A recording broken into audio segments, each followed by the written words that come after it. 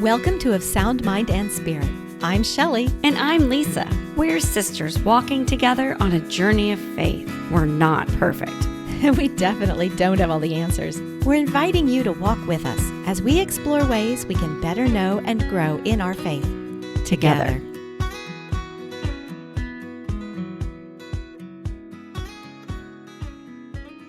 Welcome back to another episode from Of Sound Mind and Spirit. I'm Shelley. And I'm Lisa. And today's topic is called Don't Forget to Woo.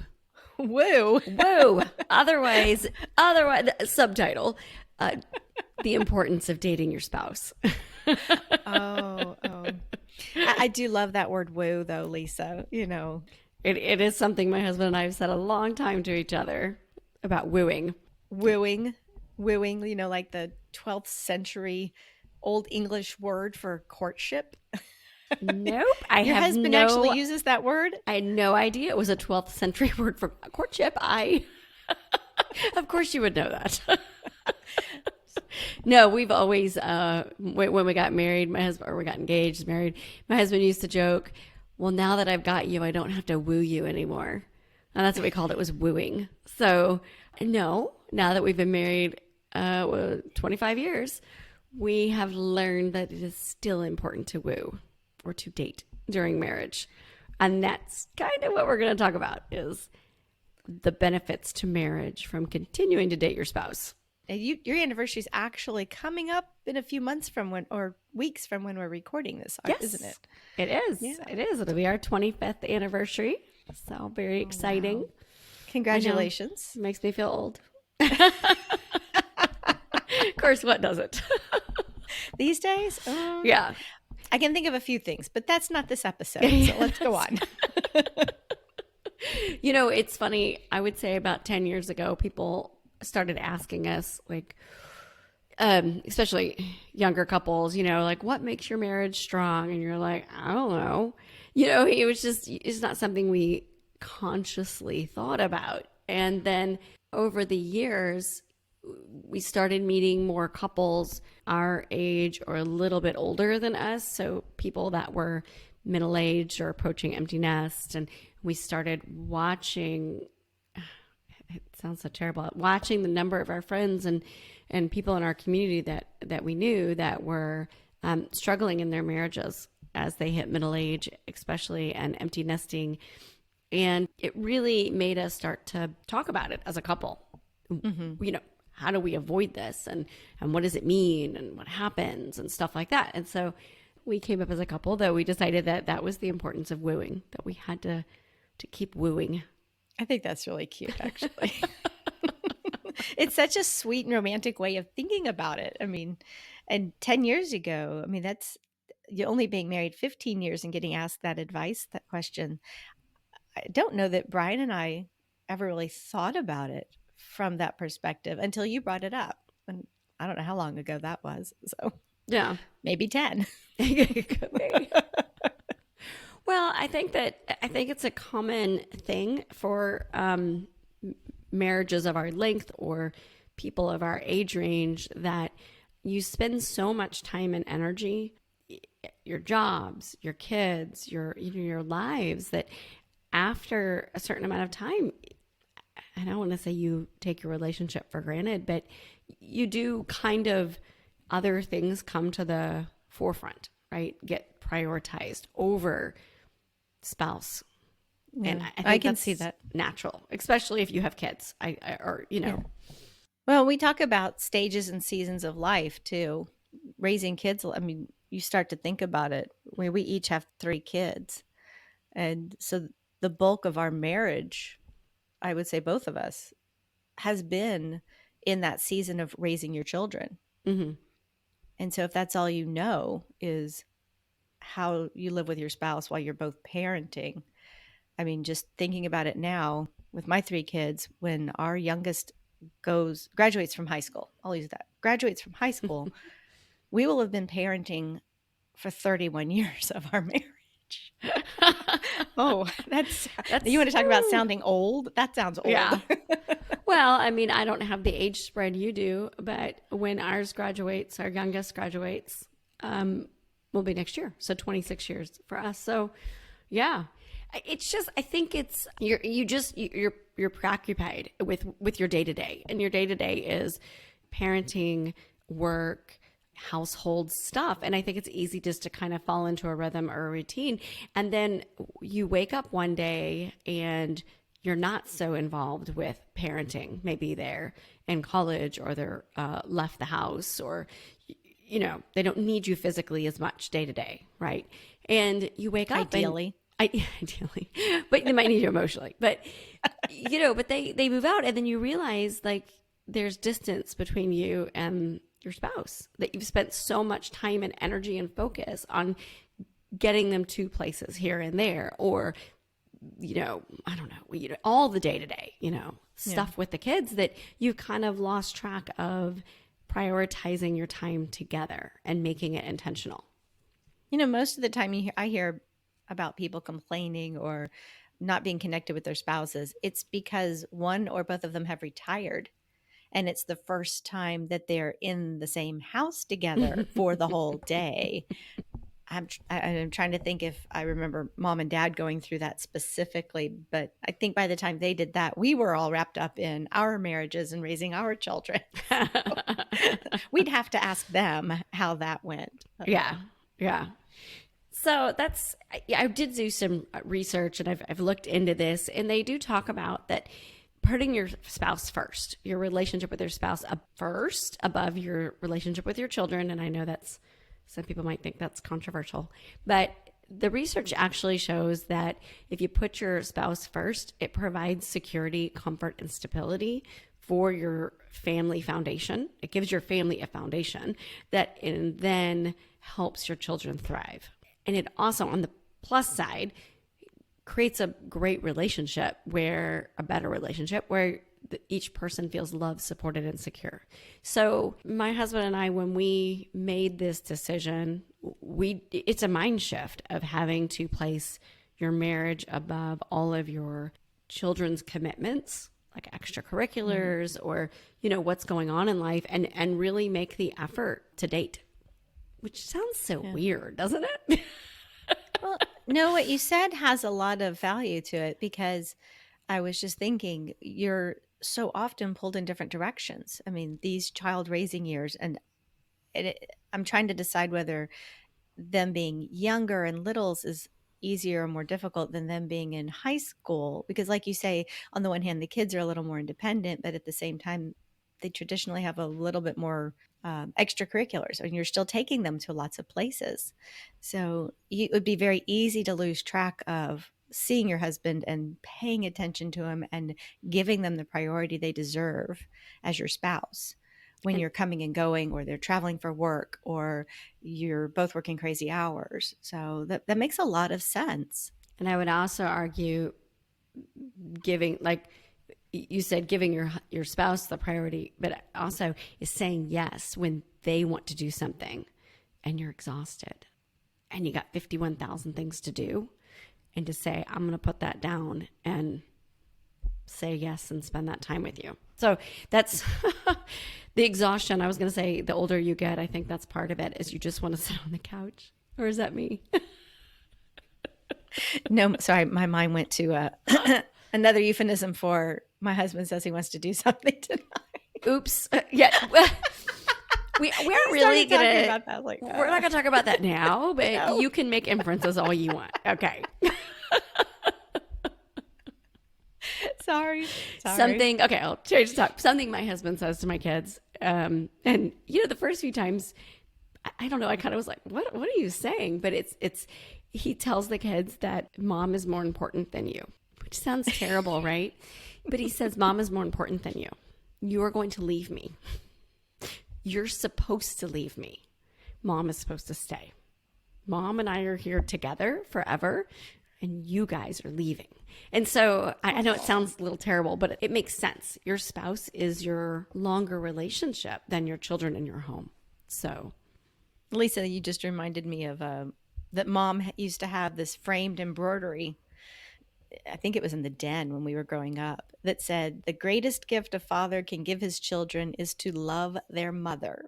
And that fits perfectly with what you just said about your husband. Forgotten all about that. That's so. Mom used to have the first. Okay, the fact that you said den kind of screams like 70s, and then It was wood paneled with bookcases. So yes, it was a built-ins. wait. It's even better. It was a wood floor with wood paneled with bookcases. Can't even picture the floor. That's so funny. And then yes, she had embroidery. She had like cross stitched whatever stuff, little things on the walls all over the house. Yes, that's kind of funny. What was the other one? Dull women have immaculate houses. There you go. And I didn't understand that as a youngster. I remember looking at that over and over and not really understanding that. And now that I'm older, I totally get it. Yeah. And I'll bet you a coffee, Lisa, that she still has one or both of those somewhere in the house. Oh, I'm not taking that bet. I bet you she has all of them. Okay, so let's get back on topic. Back on track. Okay. So it's corny, but wooing or dating your spouse has several I still love that word, wooing. perks. Well, you didn't even what was the definition? The actual know. definition is. Oh, you looked it up? I did look it up.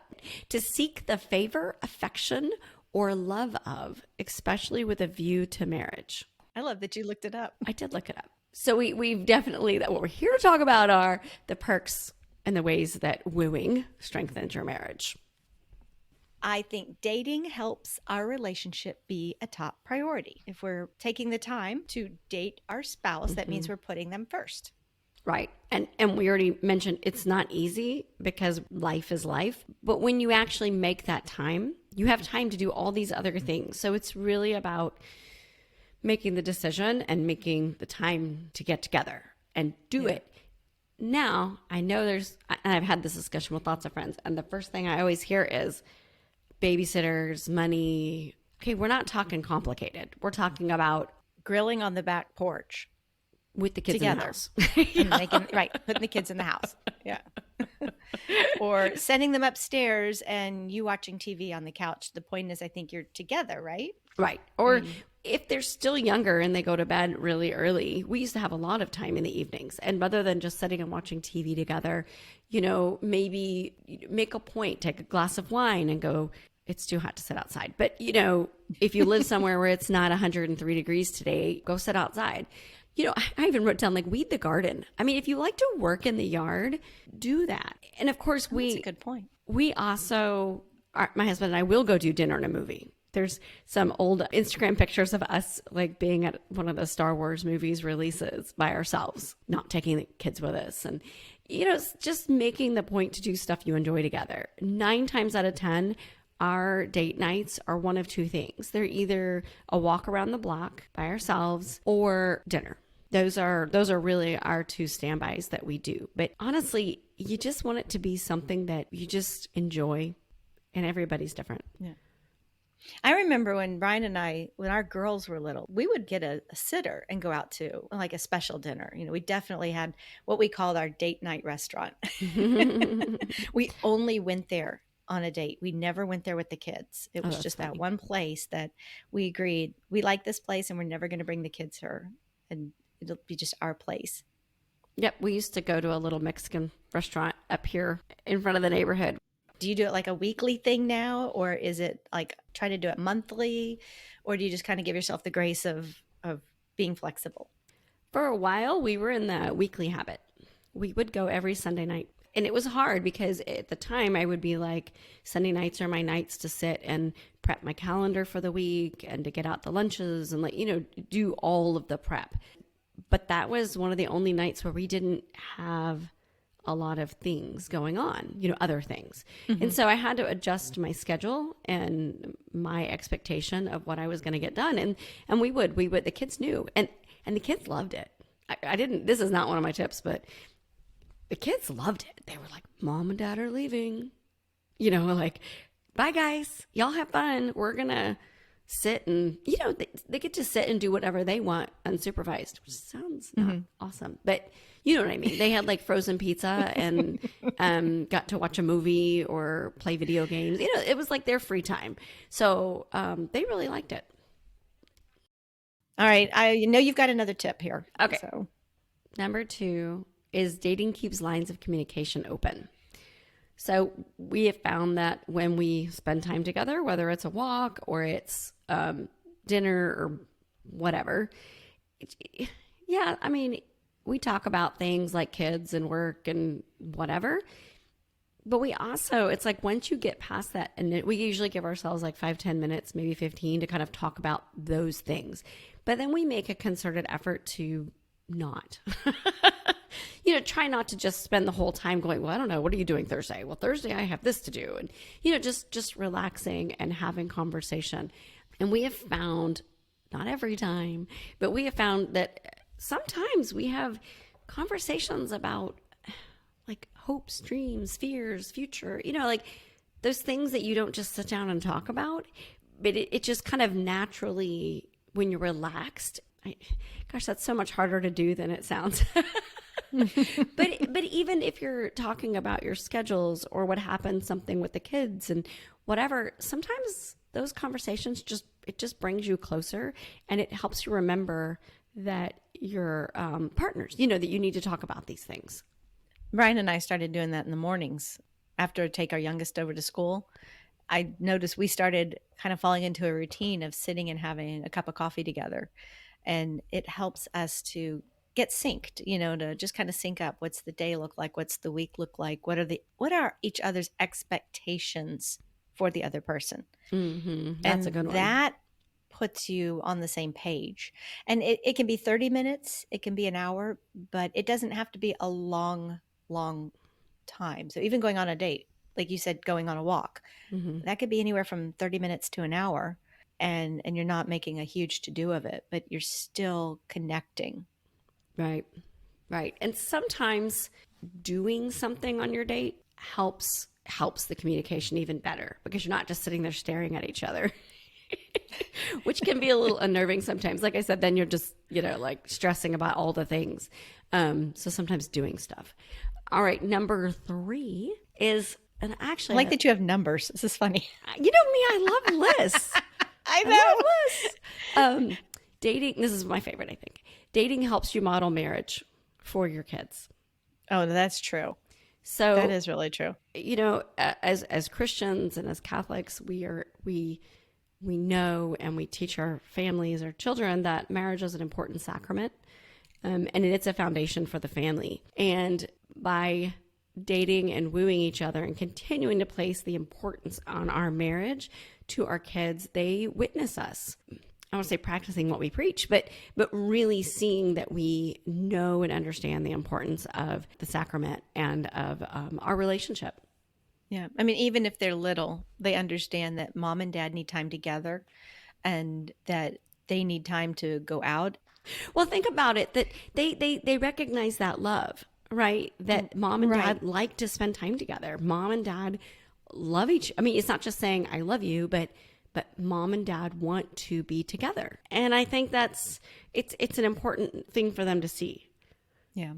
Now, we grew up with that a lot. Did. I remember quite a few babysitters. We had a lot of babysitters. And I want to say that mom and dad went out, I want to say it was Wednesday nights, that they went out, they did square dancing. They did. For a lot of years. They did. A lot of years they square danced, which is kind of corny to think about now. But at the time, it was the 80s. It was, It was great community. It was a great exercise. And they made some really lifelong friends.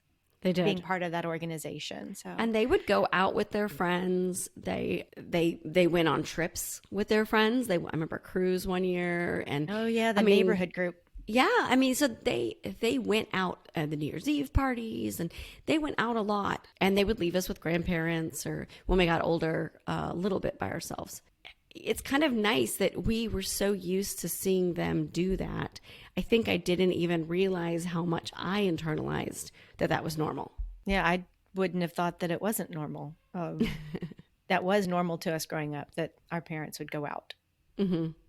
And they never said, like, we're prioritizing our marriage right now. Like, I'm sorry. I'm trying to picture Dad being like, all right, you kids, your mother and I are going out now because we're prioritizing our relationship. We're going to woo. No, they would never say that. Oh, he will now. Yes, Dad, Mother you're going to tell him and he will say it. He will. He will. And I will say that I remember the first time we left our oldest so we could go out. She was, I want to say, 8 months old.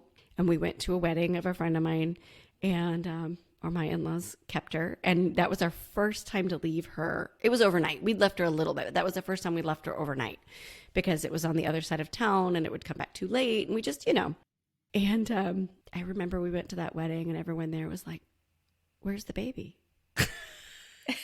We were like, You were going to bring the "Oh." baby to a wedding? Well, they wanted us. We didn't know. We didn't know. But we were like, "Oh, we were enjoying our time." Oh, But it was so cute. I just remember that was the first time we left her like overnight and did her own thing. that actually leads right into your next one, which is that when you date your spouse, it reminds you of why or how you fell in love. It does. All the sweetness. Mm-hmm. When you take the time to woo, I don't know, it just finds that I feel like if you make this intention to date and woo each other, it finds you do other little sweet things for them. Like you remember, okay, here's an example. So I find that when we date regularly, we're more likely to text each other in the middle of the day and say sweet things. And that reminds me of when we first started dating in college in the 90s, and he had a pager, which is so corny. This is before cell phones. So he had a pager. And so I would page him when I got out of class, and then he would call me. Because again, we didn't have cell phones and stuff. Mm-mm. So he would call me, and we would check up on each other and chat on the phone and stuff. So it's just that kind of thing reminds me that we used to kind of call and check up on each other and see how it was going, or meet up later, that kind of thing. Okay, so I have to ask, did y'all do those long phone calls where you're like, no, you hang up. No, you hang up. No, you hang up. I'm sure we did. I don't remember it off the top of my head, but I'm sure we did.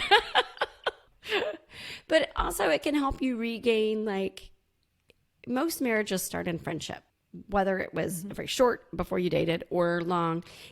So getting together and doing fun things together, having those conversations, spending that time together reminds you of that time. And if you've lost that connection, or you don't really, you've gotten so caught up in life now, it helps you regain that friendship and that touch point. I think we kind of talked about this next one a little bit, and that was dating enhances your outlook. I think we meant that one to be kind of that in sync moment where when we connect, we remind each other we're part of a team. We're not on opposite ends of a boxing ring. Yes. And so, perfect example. So, like, when a hiccup happens or a miscommunication happens, which I don't know about you, but like that happens to me and my husband, like we miscommunicate sometimes. And like weekly or daily? I'll plead the fifth on that. You don't have to answer that. Yeah. So when those things happen, I find that when we're dating and wooing, we're more likely to give each other the benefit of the doubt, and that helps tremendously. Like, it helps things not go from you turn a mountain in front of a molehill. Did I get that right? Yes. Like, you keep it where it's supposed to be. Okay. You have a quote in here from St. Thomas Aquinas. So I do. I'll bring that up. It fits in really well here, Lisa. It says, the greater the friendship, the more solid and long-lasting the marriage will be, as we are united not only in flesh, but in domestic activity. And I really liked that. I thought it highly appropriate that you found that today. So I do. I love that. Since you found St. Thomas Aquinas, I found one from St. Pope John Paul II. He wrote, love should be seen as something which in a sense never is, but is always only becoming. And what it becomes depends upon the contribution of both persons and the depth of their commitment.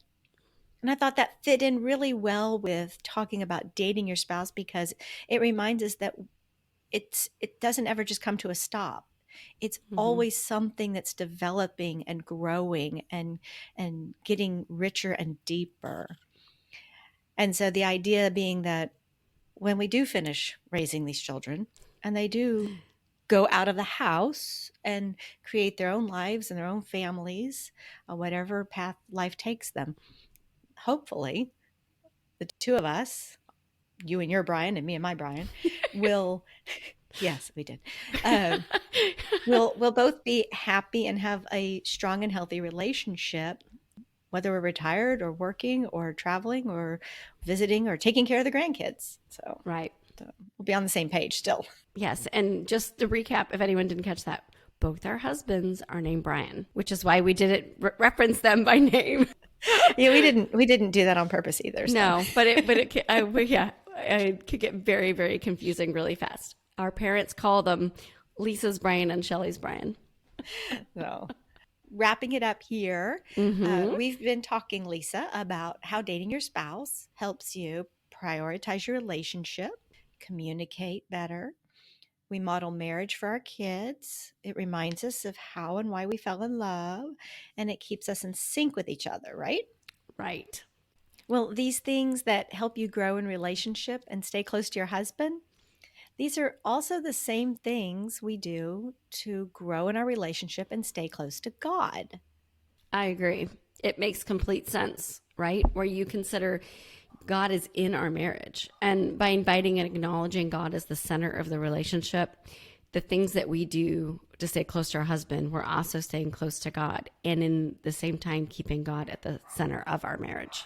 I think it's easy to often forget that we have a sacramental marriage and we keep God in the center of our marriage.